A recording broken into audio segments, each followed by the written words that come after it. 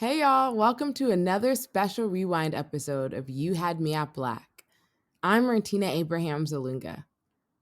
We're in the kitchen cooking up a new season and figured in the meantime, why not revisit some of our favorite episodes from the past? Today's rewind comes from Theo.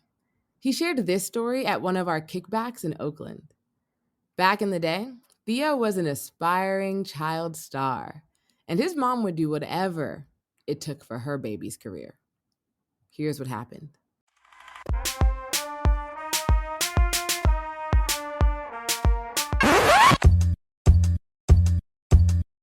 You're listening to You Had Me at Black. Black. Right in the heart of the city. Black. Man, listen, man. Black.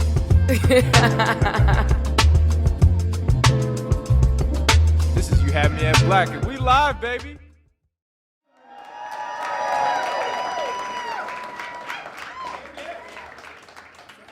So the year was 1996. I was living in a small town in Tennessee, outside Nashville, called Hendersonville, Tennessee. Super white town. It was actually where Taylor Swift graduated from high school. No, seriously, yeah, like, Google that. It's real. And so back in the day, I had a little child singing career. I was like 9 at the time. I was like in all the school musicals and the Nashville Children's Choir and church choir, the whole nine. I was big time. So the elementary school talent show came up, and it was on. I was gonna be the star of that show. That was like my goal at the time. I was like, yeah, I'm gonna get up there, do my solo, probably get a contract signed after that, go big time. So my mom, she actually was like super supportive of it. She was like, yeah, baby, we want to get you up there. We're going to get you singing. So we went to like the Radio Shack or whatever it was at the time, because this is like 1996. So we had to pick out like the perfect song for my like solo debut. And we picked Michael Jackson's like 1960s classic Ben. It's like it's a weird song if you're not familiar with it. It's like he recorded it as a child, and it was like he wrote it to his like pet mouse. So it's like a weird like friendship. Yeah. There you go. Yeah. I'll sing a couple. Excuse my voice. It's ravaged from like a decade of smoking pot. But been the two of us need look no more. We both found what we were looking for. Okay, cool. Yeah. So I was like, all right, cool. So like every day for like months, I came home, practiced with my mom to get the act tight. She was like, low key, she was kind of like one of those like intense dance moms. She was like very like, all right, let's get it again. You had to rewind the tape. The tape came like two-sided. It was like the vocal side on one side and the other was like the instrumental, and it came with like the printed out lyrics. This was like old school. There was no YouTube in anything in 1996. So practiced for a couple months, because like the auditions were like high stakes. Like I knew a couple people that didn't get in before, and it was just like dope to get in. So I was nervous, but I'm ready. The day of the talent show comes, I'm ready. I'm sitting at the breakfast table. I'm like, yo, Ma, let me take this cassette deck to school so I can like practice during like my like lunch period or whatever, like get my shit tight. She was like, Theo, I know you. If you take that tape to school, you're gonna lose it. I'm gonna just keep the tape. I'm gonna bring it to you after school and in time for your audition. So I did the only thing I could do. I snuck into a room when she wasn't looking and stole the tape, put it in my brown paper lunch bag, and I was off. So, it was a normal day at school. I'm amped up. I remember, like, lunch that day. I didn't practice at all. I definitely was, like, in this, like, my homie, my partner, he was another singer, and he had his audition that day, too. We were, like, best friends. We were, like, the male singers, like, the renowned fourth grade male singers.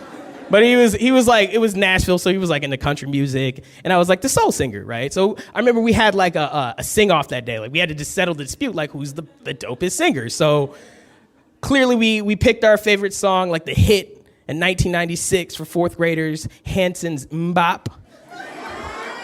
And we had our sing-off. And I think I won. Lunch was awesome. Threw away my lunch, went back to class, proceeded with the day. End of the day comes, I'm like, all right, audition time. Ma comes up, she's like, what's up, Theo? I'm like, what up, Ma? She's like, Theo, I can't seem to find the cassette deck tape. Did you take it? And it was at that point that I realized, oh shit, I definitely threw away that tape with my brown paper lunch bag. All right, y'all. I am so sorry to interrupt your story, but hear me out real quick. What if you started every day with the confidence to speak your truth? Or if you felt supported to break down your walls and better connect with your family, your friends, your partners, and just the world in general. Or if you had the tools to express all of the feelings, thoughts, and stories that live deep within your soul. What would that do for you? We started You Had Me at Black with the mission to reclaim the Black narrative and inspire people to walk boldly on their own. And for the last 4 years, we've been passing the mic across the country to share our stories. Now, we're taking it one step further and giving y'all the tools and the space to become stronger storytellers every day. Today, we're excited to introduce Team You Had Me at Black. It's a digital kinship designed for Black folks who are inspired to use their voices to connect, heal, and ultimately to liberate. Team You Had Me at Black opens for everyone in early 2021. But if you're listening right now, you're invited to a special 3-month preview, which starts on October 14th. To learn more or to sign up, visit youhadmeatblack.com/teamyhmab. That's youhadmeatblack.com/teamyhmab. All right, you can get back to the story. And we're in elementary school. I got 30 minutes to my audition. We don't have time to go back out, go to the store, get a new tape. So my mom's fucking pissed. She goes, hollers at the one other Black dude in the school, the janitor, cool ass janitor. He was like, all right, yeah, y'all can go to the back. So the next thing I know, me and my mom are in a dumpster of discarded elementary school lunches, and it was the nastiest shit ever. Like everything that you could imagine inside of an elementary school dumpster from 1996. There was tape, the fruit roll-up tape, just miles of it, Capri Suns upon Capri Suns, Lunchables, a little discarded ham meat cylinders, just all of that. And my mom the whole time just cussing me out in the back of this elementary school, I told your ass not to take the tape. I'm gonna have your dad whip your ass when we get home. And I'm just I'm sorry. And we're searching through all this shit. And I'm pretty sure I told this story to my mom the other day. And what she remembers is that I actually lost not only the tape, but my retainer. So I'm pretty sure there was a bit of her that was more pissed about the retainer because that shit cost money. And I'm just sitting there nervous, I don't know what I'm gonna do for my audition in 30 minutes, full 30 minutes of this. And it's time for my audition. So I go in, covered in this, discarded, elementary school lunches. I'm Theo. My mom's there, staring me down, just her neck just burning in the side of my, or her face is burning inside of my neck. And I'm just all right, let me get into it. And I have to sing Ben a cappella. And I sing it, and I'm just Ben, I'm just crying. I get through it, super depressed. Go home that night, think my singing career is done. I'm never gonna make the talent show. As soon as we get home, Mom, true as word, tells Pops. Pops lays into me. It was just a bad night all around.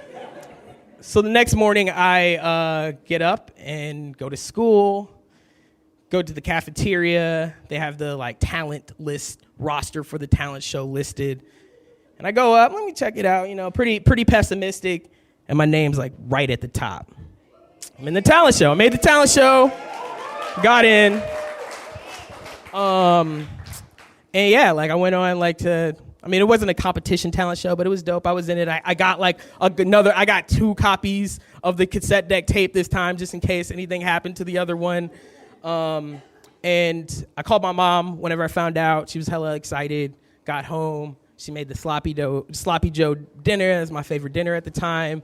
It was good. And, you know, like, the next year, like, I was completely not a singer anymore. By that point, I wanted to be a rapper. I got in the talent show again. That time, I rapped Men in Black with, like, 3 white girls inside of black suits. Did a choreographed dance number behind me. It was lit.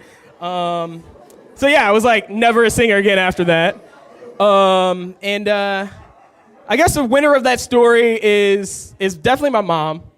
My mom, her birthday was like 2 days ago. Really cool lady. And yeah, I'm not a parent yet. But when I am, I hope that I can be half as like dedicated to whatever like passion my child has, to be like knee deep inside of discarded like 4th grade lunches. Again, I cannot stress how gross that shit was. Like, and we're not even talking about like the kids who don't bring their lunch and that, like the rectangle pizzas, all that. It was disgusting. But to be on that level of a parent, I think it's definitely been pivotal for me. I continue to like have a lot of different passions, but I always like pursue them wholeheartedly, and I want to push that on to my kids one day. So yeah, that was for my Dukes. Thank you guys.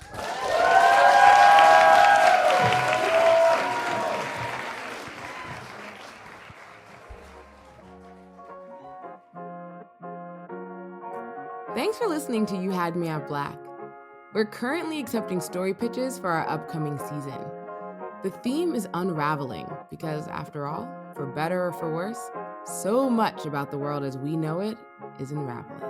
To learn more and to pitch your story, visit youhadmeatblack.com/tell-a-story. Peace.